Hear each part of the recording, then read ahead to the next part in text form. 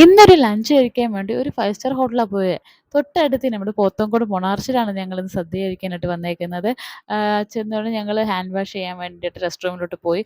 അവിടെ കയറിയപ്പോൾ തന്നെ എനിക്ക് മനസ്സിലായി ഇവിടെ ഫുൾ സെൻസറാണ്. കാരണം ഞാൻ കയറി ഡോറങ്ങ് ക്ലോസ് ചെയ്തപ്പോൾ തന്നെ പുറത്തുള്ള ലൈറ്റ് അങ്ങ് ഓഫായിരുന്നു. ഒരു ബാത്റൂമിൽ കയറാൻ ഒരു വാതിലുണ്ടായിരുന്നു, അവിടുത്തെ ലൈറ്റ് അങ്ങ് ഓഫായിരുന്നു. ഞാൻ തുറന്നിട്ട് കാലെടുത്ത് പുറത്ത് വെച്ച് ലൈറ്റ് കത്തിയായിരുന്നു. ഇങ്ങനത്തെ ഫെസിലിറ്റീസൊക്കെ നമ്മൾ 5 സ്റ്റാർ ഹോട്ടലിൽ മാത്രമേ കാണുള്ളൂ. അപ്പോൾ ഇന്ന് ഞങ്ങളുള്ളത് ട്രിവാൻഡ്രം പോത്തൻകോടുള്ള മൊണാർച്ചിലാണ്. അവിടുത്തെ ഒരു ലഞ്ച് കഴിക്കാനായിട്ട് ഞങ്ങൾ വന്നേക്കുന്നത്. ഈ ഇരിക്കുന്ന എൻ്റെ അച്ഛനാണ്. അച്ഛൻ്റെ പിറന്നാളായതുകൊണ്ട് അച്ഛന് ഒരു പിറന്നാൾ സദ്യ കൊടുക്കാമെന്ന് വിചാരിച്ചിട്ടാണ് ഞാൻ ഇവിടെ കൊണ്ടുവന്നത്. കയറിയപ്പോൾ തന്നെ അച്ഛൻ ഒരുപാട് എന്നെ വഴക്ക് പറഞ്ഞു. കാര്യം ഇത്രയും വലിയ ഹോട്ടലിലൊക്കെ വന്ന് ഫുഡൊക്കെ കഴിക്കണോ, അതിൻ്റെ ഒന്നും ആവശ്യമില്ല എന്നൊക്കെ പറഞ്ഞ്. പക്ഷേ നമ്മുടെ പേരൻസിനെ ഒരു ദിവസമെങ്കിലും ഇങ്ങനത്തെ ഹോട്ടലിലൊക്കെ കൊണ്ടുപോയി ഫുഡ് കഴിക്കുക എന്നുള്ളത് നമ്മുടെ ഒരു ആഗ്രഹമായിരിക്കില്ലേ. അപ്പം അത് അവർക്ക് ചെയ്യുമ്പോൾ നമുക്ക് സന്തോഷമാണ്. അവർക്കത് ഉള്ളിനുള്ളിൽ സന്തോഷമായിരിക്കും. പിന്നെ നമ്മുടെ കാശ് കളയണ്ടെന്ന് വിചാരിച്ച് നമ്മുടെ അച്ഛനമ്മയും നമ്മുടെ അടുത്ത് പറയണതാണ് ഇതൊന്നും വേണ്ട വേണ്ട എന്ന്. പക്ഷേ ഇപ്പോഴാണ് നമുക്ക് നമ്മുടെ അച്ഛനും അമ്മയ്ക്കും വേണ്ടി കുറച്ച് സമയം സ്പെൻഡ് ചെയ്യുക. അതൊക്കെ നമുക്ക് ജീവിതത്തിലുള്ളത്.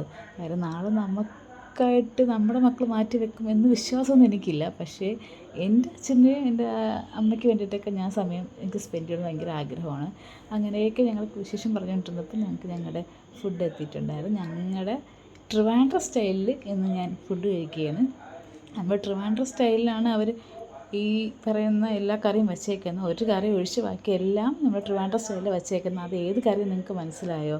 കാര്യം നമ്മൾ ട്രിവാൻഡ്രത്ത് ഇഞ്ചി കഴിഞ്ഞ് കഴിഞ്ഞാൽ അടുത്ത നാരങ്ങയാണ്. പക്ഷേ ഇവിടെ വച്ചേക്കുന്ന മാങ്ങ കണ്ടില്ലേ. അതിനുശേഷം നാരങ്ങ, 2 തരം കിച്ചടി, തോരൻ, വിഴുക്കുവരട്ടി, അവിയൽ, കൂട്ടുകറി, രസം, പരിപ്പ്, മോര്, പിന്നെ പപ്പടവും പായസവുമാണ്. ഇതൊക്കെ നമ്മൾ ട്രിവാൻഡ്രത്ത് കിട്ടുന്ന നോർമൽ സദ്യയാണ്. അതിനുശേഷം ഞങ്ങൾക്ക് അവർ ചോറ്, നല്ല ചൂട് ചോറ് കൊണ്ട് സെർവ് ചെയ്ത് അതിൽ ഞാൻ കുറച്ച് പരിപ്പും പപ്പടവും ഇട്ട് നമ്മൾ ട്രിവാൻഡ്രം സ്റ്റൈലിൽ ഫസ്റ്റ് ആണ് ഇത് പരിപ്പും പപ്പടവും.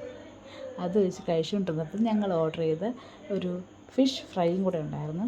അച്ഛന് പിറന്നാളായിട്ട് കഴിക്കണ്ട എന്നൊക്കെയാണ് ആദ്യം വിചാരിച്ചെങ്കിലും പിന്നെ അച്ഛൻ സമ്മതിച്ചെന്ന് കഴിക്കാമെന്നുള്ളത്.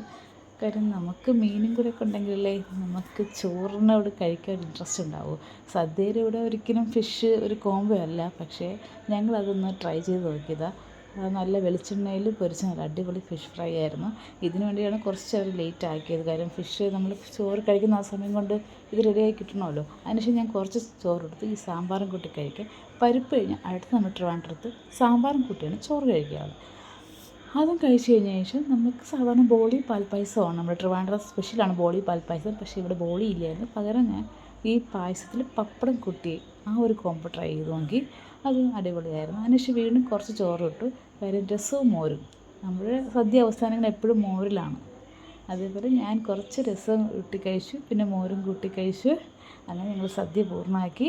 അപ്പോൾ എല്ലാവരും ഒരിക്കലെങ്കിലും ഇതേപോലെയൊക്കെ ഒരു 5 സ്റ്റാർ ഹോട്ടലിൽ പോയൊക്കെ എല്ലാവരും ഫുഡ് കഴിക്കുക. നമ്മുടെ പ്രിയപ്പെട്ടവർക്ക് വേണ്ടി